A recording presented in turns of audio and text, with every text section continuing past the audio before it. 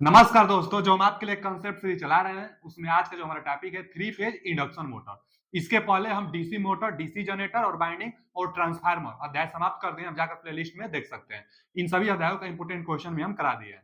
तो चलिए आज का हम लोग का अपना नया अध्याय स्टार्ट करते हैं। नया अध्याय three phase induction motor start करेंगे, लेकिन पहले देखिए हम जो स्टार्ट करने वाले हैं ना बाबू, स्टार्ट करने वाले क्या है तो एसी मोटर के बारे में पढ़ेंगे। इसके पहले हम लोग डीसी मोटर पढ़े थे ना, अब क्या पढ़ने वाले हैं एसी मोटर के बारे में। Classification of AC motor. जो एसी मोटर होता है वह दो प्रकार से होता है। कौन कौन? एक सिंक्रोनस मोटर होता है जिसको बाद में पढ़ेंगे, अगला अध्याय है, आगे का अध्याय है सिंक्रोनस मोटर। अभी फिलहाल में हम लोग पढ़ने वाले हैं इंडक्शन मोटर के बारे में।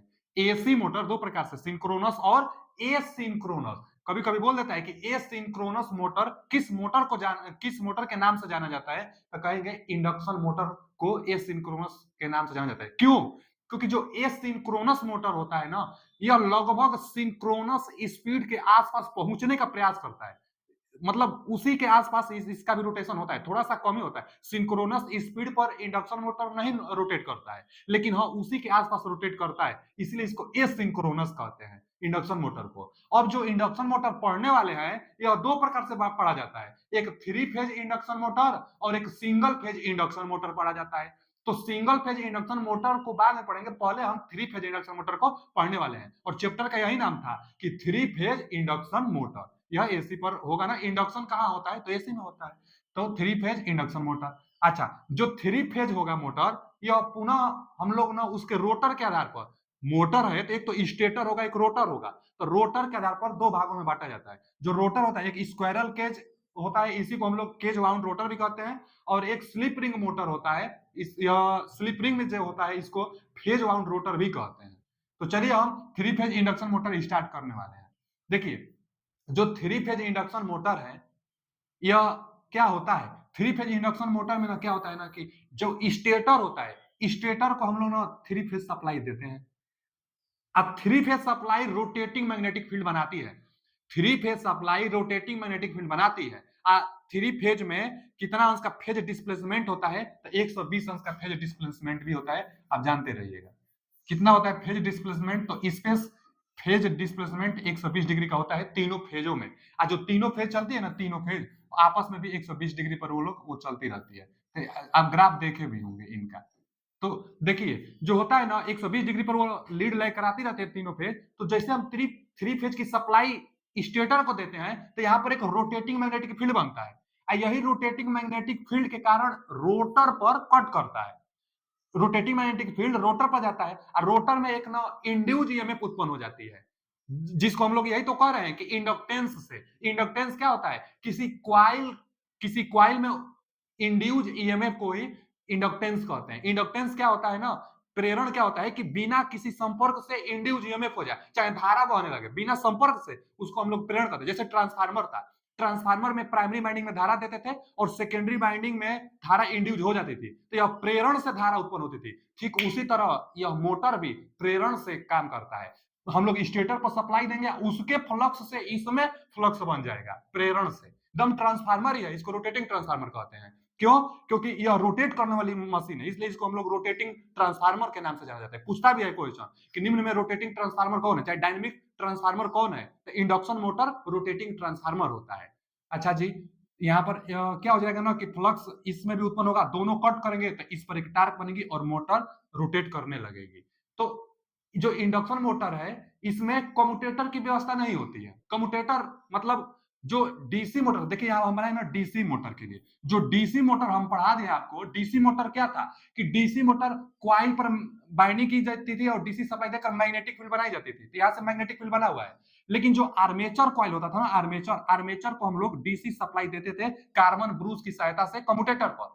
अब कम्यूटेटर इस डीसी को एसी में चेंज करके सप्लाई आर्मेचर तक पहुंचाता था, और जब आर्मेचर में धारा जाती थी तो मैग्नेटिक फील्ड में करंट कैरिंग वायर होने से इस पर बल लगता था, बल लगने से टार्क बनकर यह रोटेट करने लगता था। लेकिन इंडक्शन मोटर में हम लोग जो रोटर पर आर्मेचर कॉइल होता था, तो यहाँ पर ना रोटर पर हम लोग सप्लाई नहीं देते हैं, स्टेटरे पर देते हैं सीधा एसी सप्लाई, या स्टार्ट हो जाती है। तो induction motor self started motor भी होता है। Induction motor self started motor होता है। इसमें यह सब व्यवस्था, इसमें कम्यूटेटर का नहीं, यहाँ कम्यूटेटर था कन्वर्टर का तरह कार्य करता था, इसमें नहीं होता है।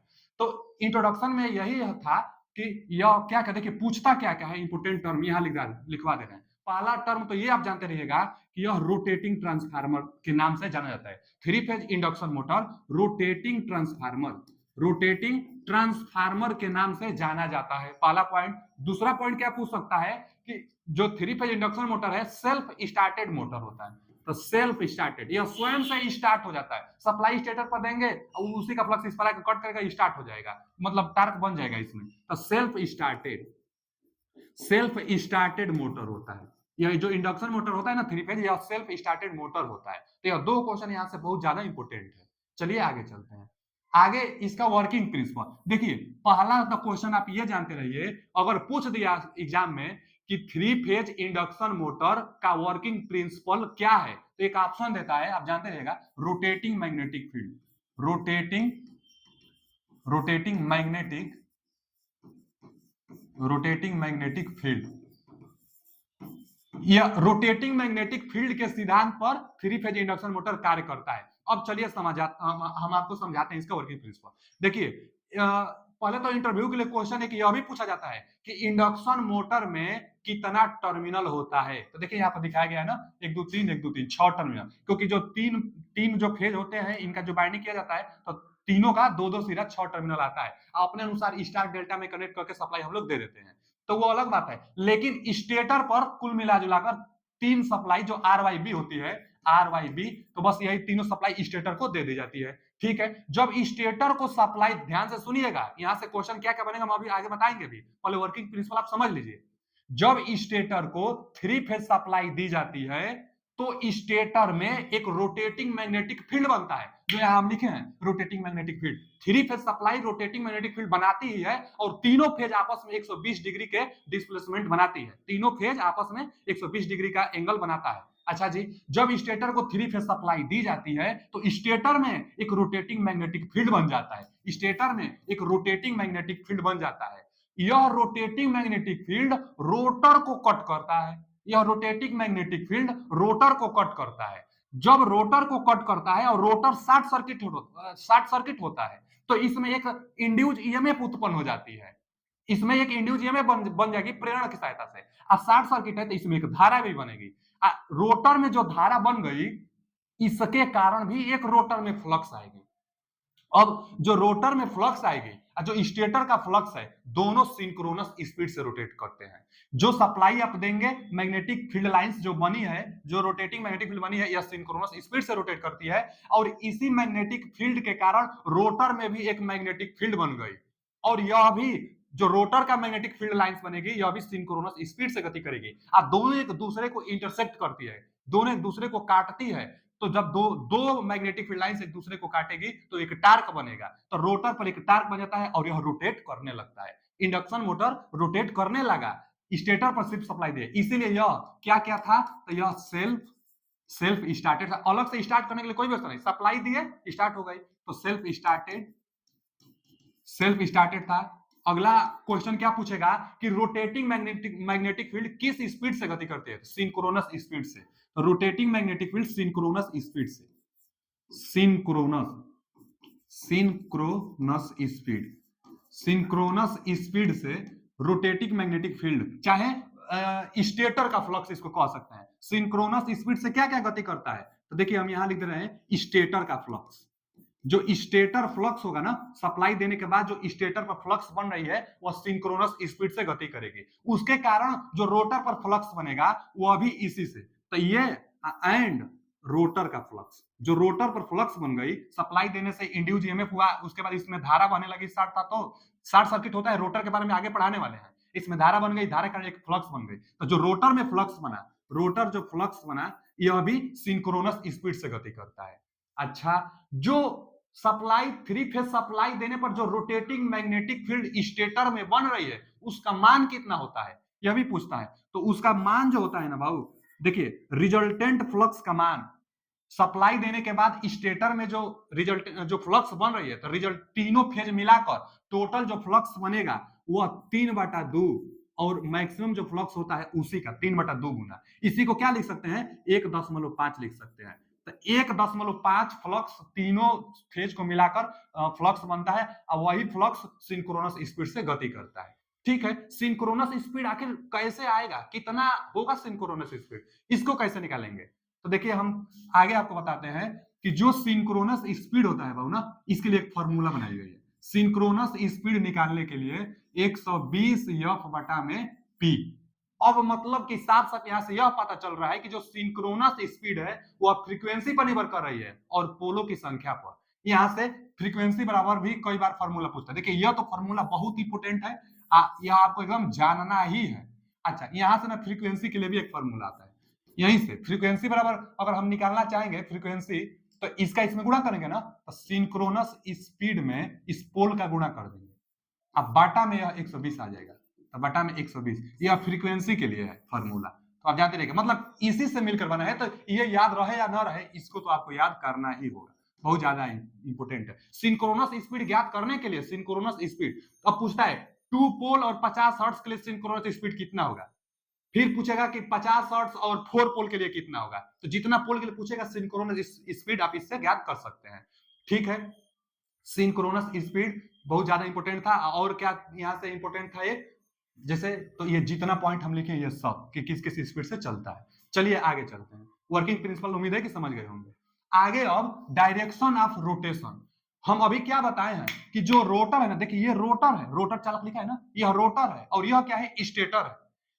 तो स्टेटर पर सप्लाई देते हैं, इसमें रोटर फ्लक्स की दिशा दिखाई गई। स्टेटर पर हम लोग सप्लाई देते हैं और सप्लाई देने से जो मैग्नेटिक फील्ड लाइंस बनती है, रोटर में जो फ्लक्स बनती है इस पर भी मैग्नेटिक फील्ड लाइंस बनती है, तो इसकी जो डायरेक्शन होगी, रोटेशन जो होगी, ठीक उसी के दिशा में होगी। जैसे यहां देख लीजिए, इसी फिगर को मॉडिफाई करके, इसी फिगर को पहले तो यहां देखिए जो रोटर है इसमें कोई करंट नहीं है, यहां पर इसमें पहले करंट बना, करंट के कारण मैग्नेटिक फील्ड बना, और इस रोटर में मैग्नेटिक फील्ड बनने के कारण दोनों दोनों फील्ड लाइंस इंटरसेक्ट की, उसके बाद यहाँ रोटर जो है वो गति करने लगा। देखिए रोटर के डायरेक्शन दिया है यहाँ पे। तो रोटर का डायरेक्शन, इंडक्शन मोटर में रोटर का डायरेक्शन स्टेटर पर उत्पन्न होने वाली मैग्नेटिक फील्ड लाइंस के दिशा में ही होता है। जिस तरह उसकी दिशा होगी, सप्लाई देने के बाद जो फ्लक्स की दिशा होगी, रोटर की भी दिशा वही होगी, दोनों सेम दिशा में गति करते हैं। अगर इंडक्शन मोटर में डायरेक्शन चेंज करना है आपको, तो जो सप्लाई आप दिए ना स्टेटर को, उसी के किन्हीं दो टर्मिनल को आपस में चेंज कर दीजिए। जो आर वाई बी है, जो फेज सीक्वेंस है, उसका फेज सीक्वेंस चेंज कर दीजिए। फेज सीक्वेंस चेंज करेंगे तो इसका खुद मैग्नेटिक फील्ड चेंज हो जाएगा। इसमें फ्लक्स की डायरेक्शन चेंज होगी तो रोटर का भी जो डायरेक्शन होगा यह भी चेंज हो जाएगा। तो इंडक्शन मोटर में डायरेक्शन चेंज करने के लिए ना सप्लाई को चेंज कर देंगे, फेज सीक्वेंस सप्लाई की, तो डायरेक्शन चेंज हो जाएगी। तो डायरेक्शन क्या निष्कर्ष निकला यहां से, जानते रहेंगे, पूछता है तो मैग्नेटिक फील्ड की लाइंस में रोटर का भी डायरेक्शन होता है, रोटर भी उसी दिशा में घूमता है। अच्छा जी, आगे दिया है स्लिप ऑफ इंडक्शन मोटर, यह भी बहुत इंपॉर्टेंट टॉपिक है।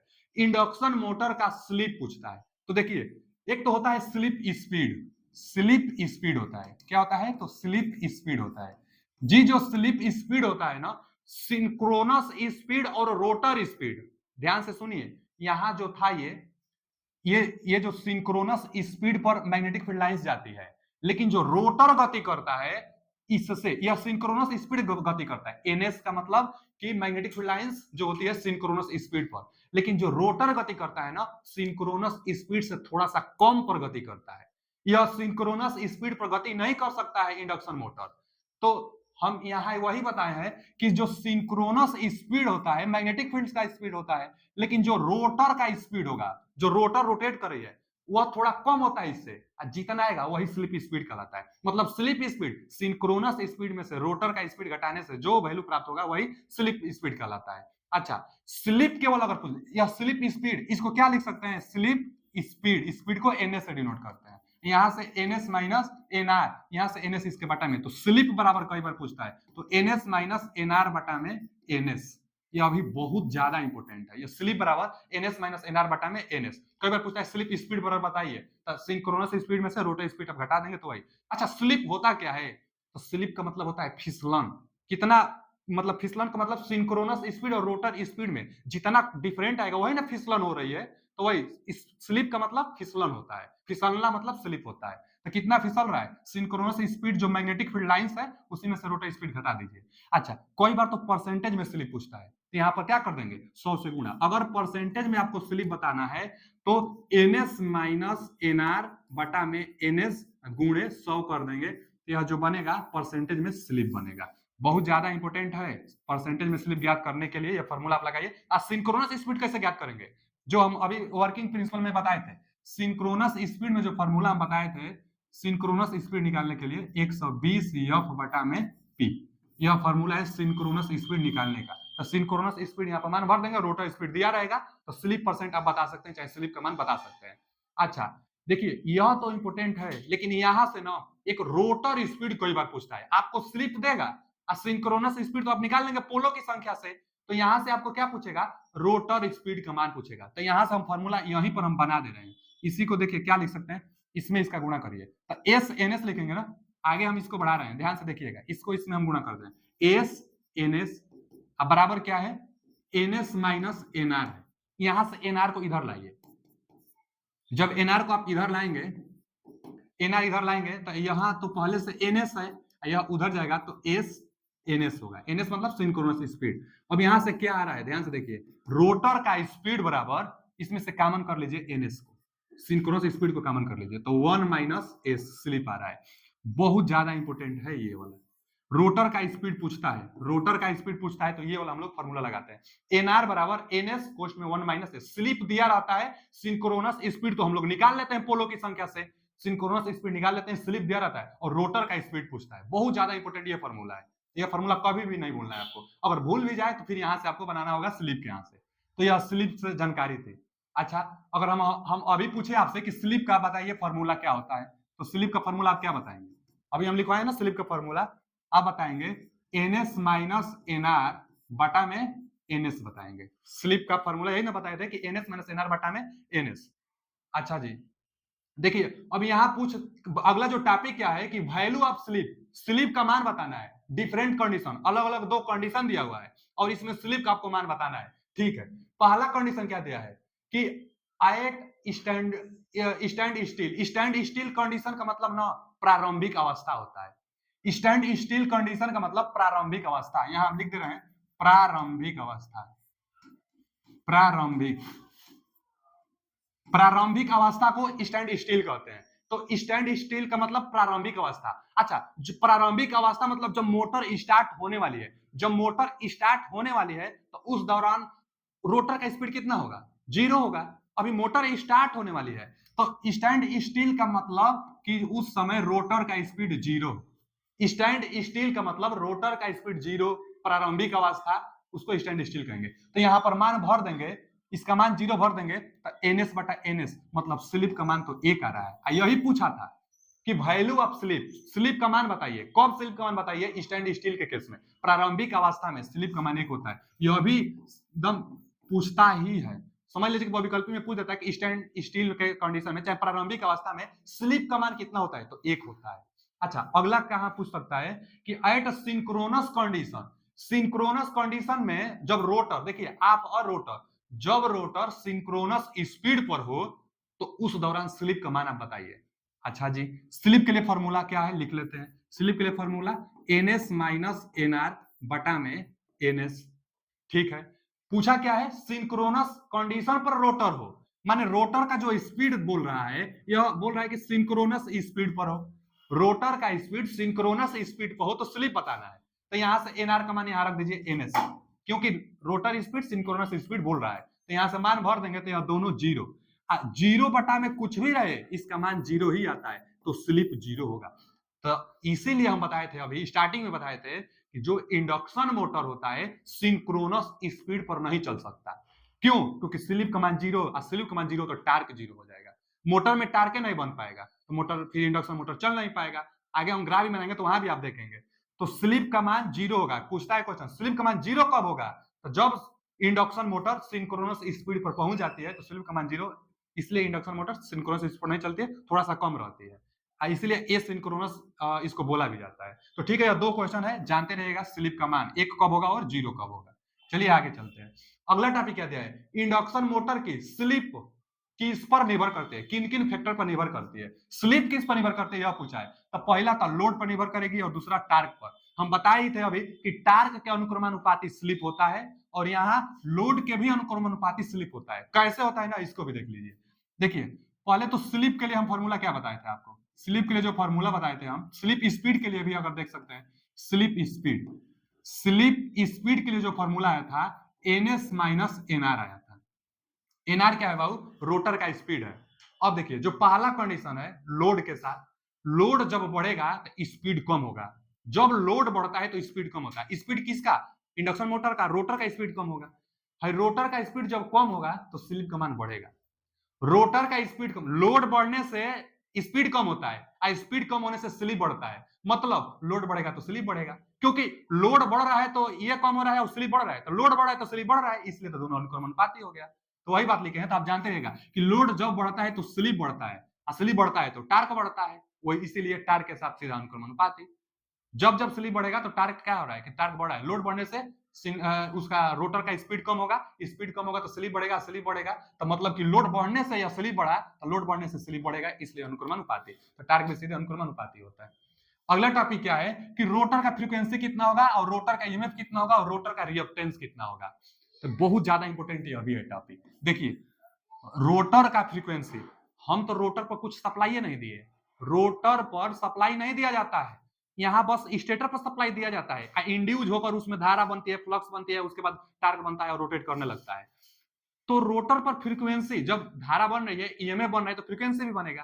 तो फ्रीक्वेंसी कितना बनता है, तो आप जितना सप्लाई दिए रहेंगे उसका स्लिप गुना, जो अभी हम स्लिप बताए हैं ना वही, मतलब रोटर की फ्रीक्वेंसी, जो रोटर का फ्रीक्वेंसी बनेगा वह स्लिप गुना बनेगा सप्लाई फ्रीक्वेंसी का। जो सप्लाई की फ्रीक्वेंसी रहेगी उसका स्लिप गुना करेंगे तो रोटर का फ्रीक्वेंसी बनेगा। बहुत ज्यादा इंपॉर्टेंट है, कई बार इसी को ट्रिक लगवाता है। जितना हम लिख रहे हैं सबका सब इंपॉर्टेंट है। तो फ्रीक्वेंसी, रोटर का फ्रीक्वेंसी स्लिप गुना होता है सप्लाई फ्रीक्वेंसी का। ठीक उसी तरह रोटर का ईएमएफ पूछ रहा है। देखिए बाबू जो रोटर का ईएमएफ होता है ना, रोटर का जो ईएमएफ होगा यह भी स्लिप गुना होता है, सारा स्लिप गुना होता है। तो यह सप्लाई वोल्टेज का है, चाहे जो सप्लाई इंड्यूस जो ईएमएफ है, जो सप्लाई ईएमएफ है उसका स्लिप गुना होता है रोटर का ईएमएफ स्लिप गुना। अच्छा रिएक्टेंस दिया है, तो वहां पर भी जो रिएक्टेंस होगी ना, रिएक्टेंस जो होगा रोटर का, रोटर का जो रिएक्टेंस होगा वह स्लिप गुना होगा किसका, तो जो हम लोग सप्लाई दे रहे हैं, जो सप्लाई के समय जो रिएक्टेंस है, सप्लाई के समय देने पर जो रिएक्टेंस बन रहा है वही रिएक्टेंस रोटर पर बनेगा। सप्लाई के समय जितना वोल्टेज बन रहा है वही वोल्टेज बनेगा, बस स्लिप गुना करते जाइए, जितना भी आए मान स्लिप गुना कर देंगे तो यह बनेगा रोटर पर, रोटर पर और रोटर पर। सबसे ज्यादा इंपॉर्टेंट यही है जो कि यह बहुत बार पूछता है। देखिए यहीं से एक सवाल और कि ईएमएफ तो स्लिप गुना हो गया, रिएक्टेंस स्लिप गुना हो गया, फ्रीक्वेंसी स्लिप गुना हो गया, लेकिन जो रजिस्टेंस होगा, यह रिएक्टेंस है ना, इसी तरह रजिस्टेंस होता है, जो रजिस्टेंस होता है वह जितना स्टेटर के पास है उतना ही रोटर के पास होता है, रजिस्टेंस चेंज नहीं होता है, रजिस्टेंस किसी पर डिपेंड नहीं करता है। तो इसलिए हम लोग कहेंगे कि जो रजिस्टेंस होगा, रोटर का जो रजिस्टेंस होगा वह कितना, जो स्टेटर का रजिस्टेंस होगा ना, दोनों एक दूसरे के बराबर होगा, माने रोटर का रजिस्टेंस स्लिप गुना नहीं होगा। तो यही आप जानते रहेगा कि यह रजिस्टेंस जो होता है नो चेंज होता है। पूछता है कभी कभी कि रोटर का रेजिस्टेंस स्लिप पर निर्भर करता है कि नहीं, तो नहीं, रोटर का रेजिस्टेंस स्लिप गुना नहीं होता है, बाकी इन सब का मान स्लिप गुना हो जाता है। तो चलिए यहां से भी क्वेश्चन सबसे ज्यादा ये फ्रीक्वेंसी वाला पूछता है, और कोई बार तो क्वेश्चन देता है स्लिप देगा, सप्लाई फ्रीक्वेंसी देगा, रोटर की फ्रीक्वेंसी पूछेगा आपसे, तो आप बता दीजिएगा स्लिप सप्लाई फ्रीक्वेंसी में गुणा करेंगे तो वही रोटर का फ्रीक्वेंसी आएगा। कई बार पूछता है न्यूमेरिकल। यहां से आगे classification of part of induction motor. Induction motor से जो अब तक हम बताए हैं आपको वो सब का सब इंपोर्टेंट था, बेसिक जानकारी थी। अब इंडक्शन मोटर कैसे बनता है, स्टेटर क्या होता है, रोटर क्या होता है, रोटर कितने प्रकार का होता है, कैसे बाइंडिंग करते हैं, ये सब जानना है। तो देखिए ना पार्ट ऑफ इंडक्शन मोटर, तो जिस तरह डीसी मोटर का दो पार्ट था स्टेटर और रोटर, उसी तरह इसका भी होगा, एक होगा स्टेटर और एक होगा रोटर। उसमें भी जितना पार्ट होता है इसमें भी उतना ही पार्ट होता है, बस थोड़ा सा कंस्ट्रक्शन और सप्लाई देने का तरीका में बस डिफरेंट होता है। तो स्टेटर के बारे में अभी पढ़ाने वाले हैं, लेकिन इसका देखिए ज्यादा जो अंतर है, इंडक्शन मोटर का जो रोटर होगा यह दो प्रकार से होता है। इंडक्शन मोटर का रोटर कितना कितना प्रकार से, दो प्रकार से। कौन कौन, एक स्क्वायरल केज हम लोग बोल सकते हैं, चाहे केज वाउंड रोटर और दूसरा phase wound rotor. Phase wound को ना स्लिप रिंग इंडक्शन मोटर भी कहते हैं, slip ring induction motor. Phase wound rotor को स्लिप रिंग इंडक्शन मोटर कहते हैं और केज वाउंड रोटर को स्क्वायरल स्क्वायरल वाउंड रोटर भी कहते हैं हम लोग, स्क्वायरल वाउंड रोटर भी इसको कहते हैं। अच्छा जी, जो स्क्वायरल वाउंड रोटर है चाहे केज वाउंड रोटर है, यह पुनः दो प्रकार से डिजाइन किया जाता है, एक सिंगल केज वाउंड रोटर और एक डबल केज वाउंड रोटर। देखिए जो सिंगल केज वाउंड रोटर है इसमें थोड़ा टार्क की कमी रहती है, इसीलिए विकसित करके डबल केज, केज मतलब होता है क्या, पिजड़ा। अभी इसका हम आगे कंस्ट्रक्शन चलिए दिखा रहे हैं आपको। पहले क्या, पहले स्टेटर के बारे में बता दे रहे हैं, तब फिर रोटर पर आ रहे हैं, और रोटर पर हम दोनों दोनों को हमको पढ़ना है, केज वाला का भी स्लिप रिंग वाला को भी पढ़ना है, क्या अंतर यही सब देखना है। तो पहले स्टेटर के बारे में देख लीजिए आप। देखिए stator, construction of stator. Stator तो आप नॉर्मली जानते हैं, जो स्टेटर होता है क्या सिलिकॉन स्टील का बना होता है, यह लेमिनेटेड करके बनाई जाती है। जो लेमिनेटेड किया जाता है वह एडी करंट को कम करने के लिए किया जाता है कि इसमें एडी करंट कम से कम रहे।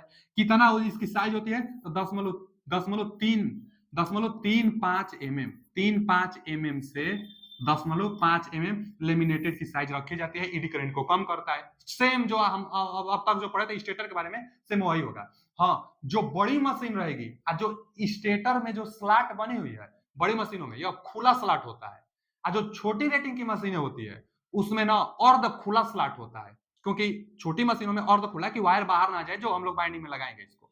तो छोटी मशीनों में अर्ध खुला और बड़ी मशीनों में यह ओपन होता है, जो स्लॉट बना हुआ है वो, और योक है जो कि यहाँ पर क्या क्या पार्ट होता है आप इसको हम लोग देख सकते हैं। देखिए लेमिनेटेड है और सिलिकॉन स्टील का यह बना होता है, आप देख सकते हैं। यहाँ से भी देख सकते हैं कि जो यह स्लॉट बनाई गई है वो स्लॉट है, इसी पर हम लोग बाइंडिंग कर इसी पर हम लोग क्या करते हैं, सप्लाई देते हैं। लेकिन एक चीज है कि जो इसका बाइंडिंग करते हैं हम लोग, वह डिस्ट्रीब्यूटेड बाइंडिंग करते हैं। यह क्वेश्चन पूछता है कि इंडक्शन मोटर में स्टेटर पर जो बाइंडिंग की जाती है वो बाइंडिंग कैसे किया जाता है, तो डिस्ट्रीब्यूटेड बाइंडिंग किया जाता है। डिस्ट्रीब्यूटेड बाइंडिंग, डिस्ट्रीब्यूटेड जो बाइंडिंग होता है ना डिस्ट्रीब्यूटेड होता है, जिससे कूलिंग करने में आसानी होती है। अच्छा, जो डीसी मोटर था तो फिर इसका क्यों जरूरत पड़ा, तो क्योंकि जो डीसी मोटर था ना भाई, उसमें डीसी सप्लाई दिया जाता था, कम्यूटेटर से उसको एसी में कन्वर्ट करता था, तो बहुत समस्या होती थी। डीसी पहले तो सप्लाई चाहिए, आज सिंगल फेज का वह बन सकता था, जबकि जो एसी मशीन बनी या 3 फेज के लिए भी बन सकती थी। इसका मेंटेनेंस करना आसान होता था, कूलिंग आसान था, बहुत ज्यादा इसमें फायदा होता था। तो डिस्ट्रीब्यूटेड इसमें बाइंडिंग करते हैं स्टेटर, और बाकी सब जो पहले से आप जानते हैं कि सिलिकॉन स्टील का बना होता है, लेमिनेटेड होता है, एडी करंट लॉसेस कम करती है। जैसे यहाँ भी आप देख सकते हैं कि यह क्या है, स्टेटर है। अब देखिए यह क्या है, जो अब हम रोटर के बारे में पढ़ाने वाले हैं ना, तो यही स्टेटर के अंदर यही रोटर होता है। इस रोटर के बारे में हम पढ़ाने वाले हैं। जो रोटर होता है दो प्रकार से अभी बताए हैं, कौन कौन, एक स्क्वायरल केज रोटर और एक स्लिप रिंग रोटर। तो स्लिप रिंग रोटर को बाद में पढ़ेंगे, पहले स्क्वायरल केज रोटर को पढ़ लेते हैं। तो यह जो रोटर है स्क्वायरल केज रोटर है, इसमें बाइंडिंग अलग से नहीं किया जाता है। जैसे आगे देखिए स्क्वायरल केज रोटर को यहाँ देख लीजिए, जो रोटर होगा यह स्क्वायरल केज एक रोटर होता है ना, स्क्वायरल केज रोटर। तो स्क्वायरल केज रोटर दो प्रकार से, सिंगल केज में आएगा और एक डबल केज में आएगा। तो यही वाला जो स्क्वायरल केज रोटर है ना, तो पहले तो स्क्वायरल केज के बारे में ये जानिए आप कि स्क्वायरल केज में बाइंडिंग नहीं किया जाता है। इसमें एल्युमिनियम का क्या होता है ना कि बार लगा रहता है, राड लगा रहता है। थोड़ा सा तिरछा ये होता है, क्योंकि तिरछा होने से ना जो मैग्नेटिक लॉकिंग होगी यानी कोगिंग होगी, कोगिंग की समस्या को कम करने के लिए तिरछा रखा जाता है। कोगिंग क्या है आगे हम बताने वाले हैं आपको। कोगिंग को और हमिंग साउंड को, जो थोड़ा नॉइज आता है, हमिंग जो आवाज आती है उसको कम करने के लिए तिरछा बनाया जाता है। अच्छा जी, यह क्या होता है ना कि एल्युमिनियम का बस बार होता है, मतलब राड होता है, इस पर बाइंडिंग अलग से नहीं होती है, और इंड रिंग से इसको शार्ट कर दिया जाता है। जैसे क्या होता है ना कि देखिए यहाँ और यहाँ, अब बस क्या होता है ना कि एल्युमिनियम का इस पर बार होता है, तिरछा पर ये तिरछा लगा होता है, ठीक है बस। और इस पर अलग से बाइंडिंग नहीं, इंड रिंग से क्या किया जाता है, इंड रिंग से इसको शार्ट कर दिया जाता है। यही रोटर है, इसमें अटैच रहता है, इस पर कोई कनेक्शन नहीं दिया जाता है, बस आप स्टेटर कनेक्शन देंगे, इसमें मैग्नेटिक फील्ड लाइंस बनकर उधारा बन जाती है। तो स्क्वायरल केज है, यह स्क्वायरल केज इसको दो प्रकार से डिजाइन किया जाता है। एक तो सिंगल केज, इसी को केज कहेंगे, केज मतलब पिजड़ा आकृति का था ना, इसी को केज कहेंगे। तो यह सिंगल केज हो गया। और एक डबल केज, तो डबल केज में ना दो दो, एक तो एल्युमिनियम का बस बार ऊपर ऊपर आता ही है, एक और बस बार और एक आ जाता है इसके अंदर आता है, जो कि कापर का भी उसमें राड लगाया जाता है। जैसे देखिए यहाँ पर सिंगल केज, स्क्वायरल केज है दो प्रकार से, सिंगल केज, स्क्वायरल केज और डबल केज। अच्छा, सिंगल केज होते हुए भी डबल केज क्यों बनाया गया, क्योंकि इसमें टार्क कम था, और डबल केज बना देने से ना टार्क अच्छा हो गया, इसके अपेक्षा उसमें टार्क ज्यादा हो गया। डबल केज में यहाँ देख सकते हैं, एक तो ये केज है, इसमें मान लीजिए एल्यूमिनियम का हम लोग बस बार लगा देंगे ये वाला में, एक और ये केज वाला है, देखिए एक ये है, ये यहाँ लिखा भी है सिंगल के लिए और डबल के लिए, तो दो दो केज है, एक यहाँ भी है और एक ये ऊपर भी है। तो ऊपर ऊपर वाला हाई रेजिस्टेंस का मटेरियल लगाया जाता है एल्यूमिनियम का, क्योंकि रेजिस्टेंस ज्यादा होने से ही टार्क अच्छा बनेगी। आगे देखेंगे जो टार्क होगा रेजिस्टेंस पर निर्भर करेगा, रेजिस्टेंस का सीधा अनुक्रमानुपाती होता है, तो ऊपर रेजिस्टेंस ज्यादा होता है और नीचे कॉपर मटेरियल का भी प्रयोग कर लेंगे, रेजिस्टेंस कम, उसका रेजिस्टेंस कम होगा, क्योंकि स्टार्टिंग में रेजिस्टेंस ज्यादा से धारा कम आएगा, अब बाद में कॉपर वायर आएगा तो धारा तो खुद ही कम चाहिए उसको, तो बाद में कॉपर वायर होने से धारा भी कम लेगी। स्टार्टिंग में हाई रेजिस्टेंस लगाकर टार्क को बढ़ाया जाता है। तो डबल केज में, यह सिंगल केज में बस एक ही केज होता है जो कि एल्यूमिनियम का बस बार इसमें लगा होता है। तो हम क्या देखें दोनों में कि इसका जो टार्क होता है ना उसके अपेक्षा थोड़ा कम होता है, तो इसमें लिख दे रहे हैं कि लो टार्क, लो टार्क, इसमें क्या लिखेंगे हाई टार्क, डबल केज में हाई टार्क, पूछता है क्वेश्चन ही, तो हाई टार्क, ठीक है जी हाई टार्क। अच्छा और देखिए तो आउटर साइड पर हाई, आउटर साइड मतलब जो बाहर बार है ना, जो बाहर बार है इसका हाई रेजिस्टेंस होता है और लो रिलक्टेंस होता है, लो रिलक्टेंस और हाई रेजिस्टेंस बाहर बार होता है, यह इंपोर्टेंट है जिसको हम लिखे हैं। फिर यूनिफॉर्म टार्क, जो यह बनाता है ना टार्क लगभग एक समान टार्क बनाता है, यूनिफॉर्म टार्क बनाता है, इसलिए इसका प्रयोग कहां करते हैं, जैसे इसका प्रयोग एप्लीकेशन आगे हम लिखे होंगे, जो इसका प्रयोग किया जाता है एक समान टार्क देता है लगभग में, तो कहां किया जाता है इसका प्रयोग, लेथ मशीनों में प्रयोग कर सकते हैं हम लोग, इसका ड्रिल मशीनों में हम लोग प्रयोग कर सकते हैं। जबकि इसका हाई टार्क है ना तो कहां प्रयोग करेंगे, चाहे स्लिपरिंग वाला में भी तो और ज्यादा हाई टार्क होता है, चलिए एप्लीकेशन आगे वहीं लिखवा देंगे आपको। यूनिफॉर्म टार्क, और देखिए इफिशियंसी और पावर फैक्टर इसका हाई होता है उसके अपेक्षा, इफिशियंसी और पावर फैक्टर इसका हाई होता है, किसका, तो सिंगल केज वाउंड रोटर का। आगे लो कास्ट, इसका कास्ट भी कम होता है, इसका कास्ट भी कम होता है, तो सिंगल केज और डबल केज रोटर था, इसके अपेक्षा इसमें टार्क ज्यादा होता है, यही सबसे ज्यादा इंपोर्टेंट है इसमें। अब आगे देखिए ना फेज वाउंड रोटर, इसी को क्या कहते हैं स्लिप, फेज वाउंड रोटर को क्या कहते हैं slip ring, slip ring induction motor, slip ring induction motor, अच्छा phase wound rotor, slip ring induction motor, इसमें अब क्या व्यवस्था थी, इसमें टार्क, अच्छा देखिए एक चीज बहुत ज्यादा इंपोर्टेंट था वो छूट रहा है कि इसका जो स्क्वायरल केज है इसका स्टार्टिंग टार्क कम, लिखे नहीं ना कहीं, एकदम लिख लीजिए इसको, इसका starting torque, starting torque, starting torque क्या होता था, इसका स्टार्टिंग टार्क कम होता था, लो होता है, जबकि रनिंग टार्क इसका अच्छा होता है, इसका रनिंग टार्क अच्छा होता है, जो स्क्वायरल केज है ना इसका रनिंग टार्क हाई होता है, रनिंग टार्क हाई, जबकि जो स्लिप रिंग है, जो स्लिप रिंग बनाया गया इस, अब उसी की कमी को दूर करने के लिए उसमें क्या था कि स्टार्टिंग टार्क कम था, इसमें स्टार्टिंग टार्क अच्छा करने के लिए जो शाफ्ट होता था ना, रोटर का जो शाफ्ट रहेगा, रोटर के शाफ्ट पर ना एक रिंग तीन रिंग लगा रहता है, तीन रिंग। अच्छा तीन रिंग क्यों होता है, तीन रिंग इसलिए कि जो तीनों होता है, अच्छा एक बात और जानिए कि स्लिप रिंग इंडक्शन मोटर का जो रोटर होगा वो हमेशा स्टार में कनेक्टेड होगा, हमेशा स्टार में, जब स्टार में होगा तो तीन टर्मिनल रहेगा ना, इन्हीं तीनों टर्मिनल के साथ स्लिप रिंग की सहायता से अलग से एक्सटर्नल रेजिस्टेंस जोड़ के रेजिस्टेंस बढ़ा के टार्क बढ़ाई जाती है। तो स्लिप रिंग इंडक्शन मोटर में स्टार्टिंग टार्क अच्छा होता है, सबसे अच्छा इसमें होता है, तो स्टार्टिंग टार्क अच्छा होता है,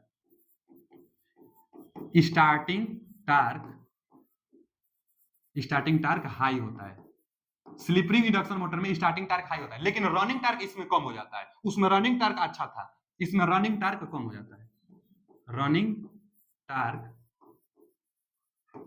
टार्क लो, इसका रनिंग टार्क लो हो जाएगा, लेकिन स्टार्टिंग टार्क अच्छा हो जाएगा, इसलिए स्टार्टिंग टार्क अच्छा हो जाने से इसका प्रयोग क्रेन वरेन में हम लोग कर सकते हैं, क्योंकि जो क्रेन होते हैं उसमें स्टार्टिंग टार्क अच्छा चाहिए। अच्छा जी, तो क्या है फिर से समझिए, इसका जो कनेक्शन होगा रोटर का जो कनेक्शन होगा ऑलवेज स्टार में होगा, तभी ना तीन तीन आएगा और तीनों से हम लोग एक्सटर्नल रेजिस्टेंस इसमें जोड़कर रेजिस्टेंस बढ़ा देंगे, रेजिस्टेंस बढ़ेगा तो टार्क बढ़ेगा, क्योंकि जो टार्क होता है रेजिस्टेंस के अनुक्रमानुपाती होता है। और बात कि जो स्क्वायरल केज था, स्क्वायरल केज यह तो शार्ट इंड रिंग लगाकर शार्ट कर दी गई थी एल्युमिनियम बस बार से, जबकि इस पर बाइंडिंग किया जाता है, जो स्लिप रिंग इंडक्शन मोटर है इसके रोटर पर बाइंडिंग किया जाता है, वही बाइंडिंग स्टार में कनेक्टेड की जाती है, तो स्लिप रिंग इंडक्शन मोटर में बाइंडिंग की जाती है, जबकि स्क्वायरल केज में बाइंडिंग नहीं की जाती है, स्टार में कनेक्ट करके अलग से एक्सटर्नल रेजिस्टेंस इसमें जोड़ने की व्यवस्था होती है स्लिप रिंग इंडक्शन मोटर में, जो कि इसका स्टार्टिंग टार्क ज्यादा होता है। अच्छा जी, आगे अब दोनों में अंतर क्या है, स्क्वायरल केज इंडक्शन मोटर और स्लिप रिंग इंडक्शन मोटर, हम तो वही ना अभी बताएं कि इसका क्या होता है स्टार्टिंग टार्क, इसका स्टार्टिंग टार्क कम होता है और रनिंग टार्क अच्छा होता है। इसका रनिंग टार्क मतलब जिस दौरान चल रही है उस दौरान इसका अच्छा होता है, हाई होता है, और कांस्टेंट टार्क लगभग होता है, यूनिफॉर्म होता है। यूनिफॉर्म यूनिफॉर्म टार्क, यूनिफॉर्म मतलब एक समान टार्क रहता है। यूनिफॉर्म मतलब एक समान टार्क रहता है। इसका भी इसमें उल्टा करिए, स्टार्टिंग टार्क लो तो स्लिप रिंग में स्टार्टिंग टार्क हाई, क्योंकि अलग से रेजिस्टेंस जोड़ने की व्यवस्था होती है, तो स्टार्टिंग टार्क हाई, इसका रनिंग टार्क कम होता है। अब आगे 3 स्लिप रिंग एंड 3 ब्रूस भी लगा रहता है। अभी तो सप्लाई देंगे ब्रूस की। जो स्लिप रिंग था ना बाबू, जैसे यह स्लिप रिंग जो लगा है ना, तो यह क्या है, यह काला काला जो पार्ट दिखाई दे रहा है आपको, यह ब्रूस। इसी से हम लोग क्या कर रहे हैं कि रेजिस्टेंस को जोड़ें, क्योंकि शाफ्ट तो रोटेटिंग पार्ट है, तो रोटेटिंग पार्ट को कैसे सप्लाई दे सकते हैं, इसलिए स्लिप रिंग लगाइए और स्लिप रिंग के ऊपर ब्रूस लगाइए। तो 3 ब्रूस, यहाँ 6 ब्रूस नहीं है, यह गोलाकार बंद होती है और एक जगह उसी पर अटैच रहती है। जैसे यह शाफ्ट हो गया ना, और जो स्लिप रिंग होता है वह ऐसे होता है। यह गोलाकार है, इसी पर क्या होता है ना कि कार्बन ब्रूस रहता है, वो शाफ्ट रोटेट करेगा, लेकिन यहाँ से अस्थाई से कनेक्शन तीनों लिया जाता है, कहीं से एक जगह से कनेक्शन लेके एक्सटर्नल रेजिस्टेंस जोड़ सकते हैं इसमें। तो 3 ब्रूस रहता है और तीन ब्रूस रहता है और 3 स्लिप रिंग रहता है। 3 ब्रूस और 3 स्लिप रिंग रहता है। अच्छा जी, रनिंग टार्क इसका लो होता है, हम लिखवा दें, रनिंग टार्क लो होता है लेकिन स्टार्टिंग टार्क अच्छा होता है, जो कि हम बता दें आपको। फिर देखिए, रोटर रेजिस्टेंस गति नियंत्रण इसमें करने की व्यवस्था होती है। जो स्पीड नियंत्रण, जो इंडक्शन मोटर होगी ना, उसकी गति को नियंत्रण करने के लिए रोटर रेजिस्टेंस गति नियंत्रण विधि का उपयोग इसके लिए कर सकते हैं। इसके लिए नहीं कर सकते, क्योंकि इसमें रेजिस्टेंस जोड़ने के लिए व्यवस्था नहीं होती है, इसमें रेजिस्टेंस जोड़ने के लिए व्यवस्था होती है, इसलिए रोटर रेजिस्टेंस यानी रोटर का रेजिस्टेंस घटा बढ़ा के गति को नियंत्रण कर सकते हैं। फिर आगे, यह कॉस्टली होता है और यह सस्ता होता है। यह ज्यादा महंगा नहीं है, और यह क्या है कि थोड़ा महंगा होता है, कॉस्टली होता है। लेकिन हाँ, स्लिप रिंग इंडक्शन मोटर वाला रोटर का प्रयोग बहुत कम किया जाता है, लगभग 5% इसका यूज है, जो कि 95% इसका यूज किया जाता है। मतलब जर्नली ज्यादातर अगर इंडक्शन मोटर का प्रयोग किया जाता है तो स्क्वायरल केज, जो चाहे जो केज वाउंड रोटर है, चाहे स्क्वायरल केज टाइप रोटर है, इसी इंडक्शन मोटर का प्रयोग किया जाता है ज्यादातर 95%। हाँ, कंपनियों में औद्योगिक जो औद्योगिक स्थान है वहां पर कुछ कुछ मशीनें हैं, उसमें स्लिप रिंग इंडक्शन मोटर, जहां की स्टार्टिंग टार्क ज्यादा चाहिए, बस वहां तो 5% लगभग इसका यूजेज किया जाता है स्लिप रिंग का। तो स्लिप रिंग का बहुत ज्यादा प्रयोग नहीं किया जाता है। हम एप्लीकेशन बता दिए हैं कि स्टार्टिंग टार्क जहां जरूरत लगेगी वहां, जैसे क्रेन ओरेन में, और इसका हम बता दिए हैं कि लेथ मशीन में, जैसे जहां कांस्टेंट टार्क की लगभग आवश्यकता लगेगी वहां पर इसका प्रयोग करते हैं। आगे जैसे ड्रिल मशीन था उसमें भी केज वाला का प्रयोग करेंगे। आगे दिया है एडवांटेज ऑफ स्क्यू रोटर। देखिए, स्क्यू रोटर का मतलब ना, जो जो स्क्वायरल केज रोटर था, स्क्वायरल केज रोटर का ज्यादा प्रयोग किया जाता है ना, जो स्क्वायरल केज रोटर था, तो इसमें जो एल्यूमिनियम का बस बार आता है थोड़ा तिरछा रहता है। एल्यूमिनियम का जो बस बार आता है तिरछा होता है, इसी को स्क्यू कहते हैं। स्क्यू मतलब तिरछा। तो तिरछा क्यों लगा रहता है, स्क्यू मतलब तिरछा। तिरछा रोटर में जो बार होता है क्यों होता है, तो पहला बात कि हार्मोनिक्स को कम करने के लिए, यूनिफॉर्म टार्क बनाने के लिए, और लिख लीजिए में कि हमिंग को कम करने के लिए, जो हमिंग नॉइज आती है, जो हमिंग नॉइज आती है ना, जो आवाज करती है, आवाज को कम करने के लिए। एक और इंपोर्टेंट लिख लीजिए, इंपोर्टेंट क्या है कि क्या यह कम करता है, तो वो करता है हमिंग को कम करता है, और मैग्नेटिक लॉकिंग, मैग्नेटिक लॉकिंग, जिसको हम लोग कोगिंग कहते हैं। कोगिंग आगे हम बताने वाले हैं आपको। कोगिंग, मैग्नेटिक लॉकिंग में मतलब बस यही होता है ना कि मोटर कभी कभी स्टार्टे नहीं होती है।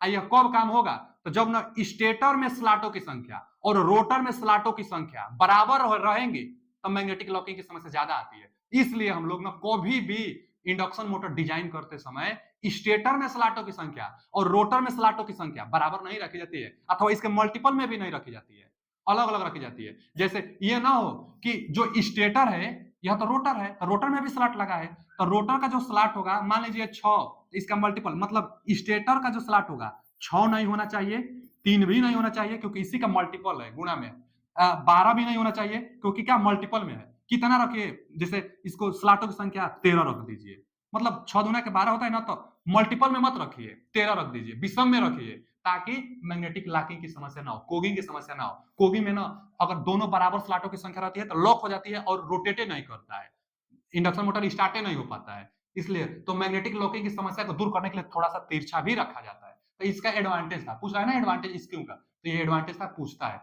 इसलिए तिरछा रखने से आवाज भी कम हो जाती है। देखिए एक आगे और एक इंपोर्टेंट टर्म ये है ना, पूछता है बहुत ज्यादा। आप पहले बताइए, उसके बाद हम क्वेश्चन बताएंगे। या इसको मान लीजिए स्टेटर। तो स्टेटर पर हम लोग सप्लाई दिए थे, तो स्टेटर में एक फ्लक्स बना था, रोटेटिंग मैग्नेटिक फील्ड लाइंस बना था। यह क्या है? स्टेटर समझिए इसको। इसको क्या समझिए आप? स्टेटर। तो स्टेटर समझेंगे, स्टेटर बॉडी समझिए। चलिए स्टेटर बॉडी, तो क्या स्टेटर स्टेटर जो बॉडी होता है यह रोटेट करता है क्या? तो स्टेटर बॉडी तो रोटेट नहीं करता, तो इसका स्पीड क्या होगा? इसका जो स्पीड होगा यह जीरो होगा। स्टेटर जो बॉडी होता है वो तो स्थिर रहता है, तो इसका स्पीड जीरो होगा। अच्छा, अब स्टेटर पर जब हम 3 फेज का सप्लाई दे देंगे तो एक मैग्नेटिक फील्ड लाइंस बनती है स्टेटर पर। तो हम लोग इसको लिख देते हैं स्टेटर। ये क्या है? तो स्टेटर फ्लक्स है। स्टेटर पर एक फ्लक्स बनेगा। यह किस स्पीड से घूमता है? तो सिंक्रोनस स्पीड से रोटेट करता है स्टेटर फ्लक्स, सिंक्रोनस स्पीड से।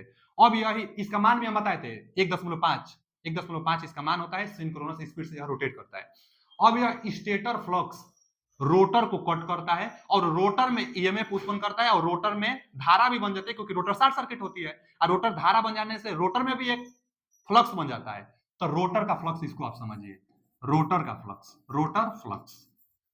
रोटर फ्लक्स किस स्पीड से जाता है? तो हम बताए थे ना, फ्लक्स सिंक्रोनस स्पीड से गति करता है, इसका भी तो सिंक्रोनस स्पीड से यह भी गति करता है। ठीक है, सिंक्रोनस स्पीड से यह। उसके बाद यह तो फ्लक्स है, रोटर का यह फ्लक्स है, लेकिन रोटर किस स्पीड से चलता है? इसको आप समझिए, रोटर, रोटर किस स्पीड से चलता है? तो एनआर से चलता है। एनआर, रोटर का स्पीड एनआर हम बताए थे। यह सिंक्रोनस स्पीड नहीं होता है। रोटर का फ्लक्स होगा सिंक्रोनस स्पीड, स्टेटर का फ्लक्स भी होगा सिंक्रोनस स्पीड, लेकिन रोटर तो एनआर स्पीड से चलता है, सिंक्रोनस से थोड़ा सा कम पर चलता है। हाँ, ये तो हम बस बताए हैं ना कि जो जो होता है वह हम मैग्नेटिकली आपको यह कंस्ट्रक्शन बनाए हैं। यहाँ से क्वेश्चन ये पूछता है, रिलेटिव स्पीड करके पूछता है, रिलेटिव स्पीड बताइए विथ रिस्पेक्ट टू पूछता है। तो क्या पूछेगा? जैसे बोलेगा कि स्टेटर फ्लक्स और रोटर फ्लक्स के बीच सापेक्ष गति का मान बताइए। सापेक्ष गति का मान ना, मतलब इसका मान बताइए इसके सापेक्ष। तो इसका मान बताना है इसके सापेक्ष, तो उसमें से इसको घटा दीजिए, एनएस में से इसका स्पीड एनएस घटा देंगे तो जीरो ना, तो स्पीड का मान जीरो आएगा। स्पीड कितना रहा है? तो जीरो आएगा। क्या पूछा था सवाल? पूछा था कि रोटर फ्लक्स का सापेक्ष गति बताइए इसके सापेक्ष। चाहे पूछ देना कि रोटर फ्लक्स की गति स्टेटर फ्लक्स की गति रोटर फ्लक्स की गति के सापेक्ष बताइए, तो घटा देंगे, जीरो आएगा उसके सापेक्ष। यह भी पूछ सकता है कि स्टेटर फ्लक्स की गति रोटर के सापेक्ष बताइए, रोटर के सापेक्ष बताइए। स्टेटर फ्लक्स की गति, स्टेटर फ्लक्स की गति, तो स्टेटर की गति में से स्टेटर फ्लक्स की गति पूछा है, तो स्टेटर फ्लक्स की गति में से रोटर के सापेक्ष पूछा है, तो रोटर का स्पीड घटा देंगे। यहां से जितना मान आएगा वो बता देंगे। तो जिसके सापेक्ष पूछेगा, तो जिसमें से जिसके सापेक्ष पूछेगा उसको आप घटा दीजिए, सवाल बन जाएगा। तो आप जान रहे ये सवाल बहुत ज्यादा पूछता है कि स्टेटर फ्लक्स और रोटर फ्लक्स के बीच सापेक्ष गति कितना होगी, तो दोनों का डिफरेंस जितना आएगा जीरो आएगा, तो वही जीरो होगा। और इसके बीच में बहुत ज्यादा पूछता है, तो आप जानते रहेंगे तो आप बना लेंगे। चलिए आगे, जो अगला टॉपिक है कि 3 फेज इंडक्शन मोटर और ट्रांसफार्मर, जो इसके पहले हम पढ़े थे उनमें डिफरेंट क्या है? हम स्टार्टिंग में बताए थे कि 3 फेज इंडक्शन मोटर को रोटेटिंग ट्रांसफार्मर के नाम से जाना जाता है। क्यों? क्योंकि ट्रांसफार्मर भी ठीक ऐसे ही काम कर रहा था। जो ट्रांसफार्मर था प्राइमरी साइड पर सप्लाई देते थे और सेकेंडरी साइड पर इंड्यूस ईएमएफ बनती थी और धारा आपको देती थी। ठीक उसी तरह इसमें भी होता है कि जो स्टेटर होता है, स्टेटर को आप सप्लाई देते हैं तो यह प्राइमरी वाइंडिंग काम करेगा, और सप्लाई देने से मैग्नेटिक फील्ड बनता है और मैग्नेटिक फील्ड रोटर को कट करता है और रोटर में भी एक धारा बनती है, तो यह सेकेंडरी वाइंडिंग की तरफ बिहेव कर रहा है। तो यह भी तो एक ट्रांसफार्मर है, लेकिन रोटेटिंग ट्रांसफार्मर है। उसके फ्लक्स से इसमें उत्पन्न हो जा रहा है, तो यह भी एक ट्रांसफार्मर है। तो लिखे हैं पहला बात कि जो 3 फेज इंडक्शन मोटर है डिस्ट्रीब्यूटेड वाइंडिंग होता है, और इसमें ट्रांसफार्मर में कंसंट्रेटेड वाइंडिंग होता है। कंसंट्रेटेड वाइंडिंग में क्या होता है ना कि एक स्लॉट में क्या, एक ही वाइंडिंग, जैसे जो कोर था तो कोरे पर पूरा वाइंडिंग, एक साइड पूरा कोरे पर वाइंडिंग, अगला सेकेंडरी साइड पर उसी पर पूरा वाइंडिंग। कंसंट्रेटेड वाइंडिंग का मतलब एक ही स्लॉट में पूरा वाइंडिंग कर दीजिए, उसको कंसंट्रेट कहते हैं। इसको कूलिंग करने में थोड़ा दिक्कत भी होता है। जबकि डिस्ट्रीब्यूटेड वाइंडिंग ना पूरा डिस्ट्रीब्यूट रहता है। जैसे स्टेटर में जो वाइंडिंग अगर की जाती है, जो स्टेटर होता है तो देखेंगे ना, तो जो क्वाइल रहता है यही क्वाइल पूरा का पूरा इसमें नहीं रहेगा, यहां से कुछ यहां भी आएगा, इस तरह होता है। फिर अगला जो क्वाइल होगा कुछ कुछ इसमें रहेगा, इसका सिरा कुछ इसमें रहेगा। मतलब डिस्ट्रीब्यूटेड का मतलब क्या, चारों तरफ डिस्ट्रीब्यूटेड रहता है, कूलिंग करना आसान होता है। तो जो इंडक्शन मोटर होता है इसका डिस्ट्रीब्यूटेड वाइंडिंग होता है। अच्छा जी, एक बाइंडिंग फैक्टर आता है, इसको क्या कहते हैं, बाइंडिंग फैक्टर। बाइंडिंग फैक्टर, जो बाइंडिंग फैक्टर होता है उसको के डब्ल्यू से डिनोट करते हैं। तो बाइंडिंग फैक्टर इंडक्शन मोटर के लिए केसी और केडी से डिनोट करते हैं। केसी क्वाइल फैक्टर और केडी डिस्ट्रीब्यूटेड फैक्टर होता है, जो कि अल्टरनेटर में आएगा, हम आपको आगे बताएंगे। तो बस इतना जाने कि केसी इंटू केडी होता है बाइंडिंग फैक्टर इंडक्शन मोटर के लिए, जबकि इसके लिए एक होता है इसका मान। इसीलिए जो ट्रांसफार्मर के लिए इंड्यूज ईएमएफ का फॉर्मूला था उसमें आप के का मान नहीं रखते हैं, के नहीं देखते होंगे, बस 4.44 फाई एफ एन, जो कि एकदम ठीक ट्रांसफार्मर जैसा है, इंडक्शन मोटर में भी होता है। इंडक्शन मोटर में भी एक साइड पर सप्लाई देते हैं और इंड्यूज ईएमएफ इसमें बनता है, तो इस पर भी इंड्यूज ईएमएफ बनता है इंडक्शन मोटर में भी। लेकिन यहाँ देखिए ट्रांसफार्मर वाला सेम रहता है 4.44 फाई एफ एन, लेकिन के डब्ल्यू जुड़ जाता है। के डब्ल्यू मतलब बाइंडिंग फैक्टर इसमें इंड्यूज ईएमएफ में जुड़ जाती है, जबकि ट्रांसफार्मर में बाइंडिंग फैक्टर का मान एक होता है इसलिए नहीं जुड़ता है। तो ये आप जानते रहिए। अच्छा, एक बात और जानिए कि जो ये फॉर्मूला आता है, तो इसके लिए जो फ्लक्स आता है ना, देखिए एवरेज फ्लक्स लिखे हैं, ध्यान से देखिए, इसे एवरेज फ्लक्स लिखे हैं, जबकि इसमें मैक्सिमम फ्लक्स होता है। तो दो डिफरेंट है कि उसमें बाइंडिंग फैक्टर का मान एक होता है, इसमें बाइंडिंग फैक्टर का मान केसी केडी होता है, और जो फ्लक्स होता है एवरेज फ्लक्स होता है, और इसमें जो फ्लक्स होता है वो फाई एम होता है, मैक्सिमम फ्लक्स होता है। अच्छा, फ्लक्स नेचर एवरेज होता है, हम लिखे ही है यहाँ पे, इसमें फ्लक्स नेचर जो होता है मैक्सिमम होता है, जो कि यहाँ से दिखाई दे रहा है। एक चीज और बहुत ज्यादा इंपॉर्टेंट इसको पूछता है, हर एक एग्जाम में इसको लगभग पूछता है, क्या कि इंडक्शन मोटर में नो लोड करंट का मान कितना होता है, तो 30 से 35% के आसपास नो लोड करंट होता है, जो कि हम ट्रांसफार्मर में आपको बताए थे कि नो लोड करंट का मान 2 से 5% होता है। तो ट्रांसफार्मर में नो लोड करंट का मान 2 से 5%, जबकि इंडक्शन मोटर में 30 से 35% नो लोड करंट का मान होता है।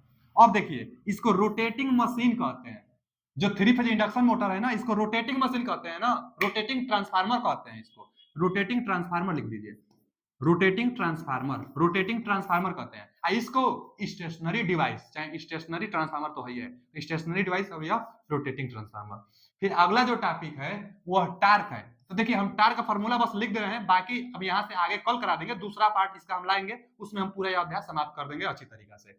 तो देखिए, जो टार्क होता है, टार्क के लिए फॉर्मूला क्या आता है, एक तो पहले कांस्टेंट आएगा, उसके बाद स्लिप और वोल्टेज के वर्ग, यहाँ पर ना इंड्यूज जो ईएमएफ हो रही है वो अभी देता है कई बार, तो चलिए हम इंड्यूज ईएमएफ लिख देते हैं, इंड्यूज ईएमएफ का वर्ग इनटू रोटर रेजिस्टेंस R2, यहाँ पर 2 भी दे सकता है।